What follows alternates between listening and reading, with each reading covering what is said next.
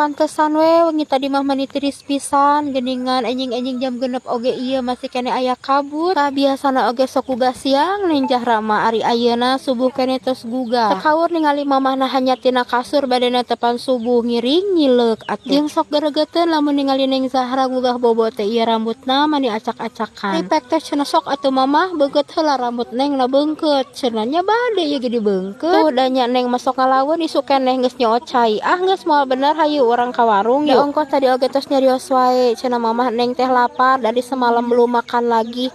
Nya atuh neng kapan neng na oge karek gugah bobo. Tuh tingali pang sumangetna we ari diajak ka warung mah pangheulana. Wah geuningan ngantri ieu mah kumaha sangkirang masih kene jam genep. Ari jam 7 sok seepkeun bala-balana ta ieu tuh kantun hiji nungguan heula ngagoreng. Untungna teh henteu lami asak deui nu anyar ta ieu atos meser 3.000-an genep da 500-an keneh di dieu mah. Tuh kabiasaan neng Jahra mah lumpat nyinggig ti heula mamahna mah ditinggalkeun we di tukang. Tah kalaresan pas suami ge bade angkat jualan jadi dibekelkeun we tadi teh bala-balana 3 sareng sanguna wios rencang nu sanes masina meser di jalan. Teh hilap oge sunsun tangan ka pas suami mudah-mudahan dagangan ayeuna laris manis tareh ulih deui ka bumi. Urang lajengkeun we ayeuna mangahuapan neng Zahra data tadi tos nyarios wae lapar mah hayu mah emang. Nya muhun hayu sok berdoa dulu sebelum makannya. Ari rencang nama seperti biasa we ka resep neng Zahra aya ati buri sareng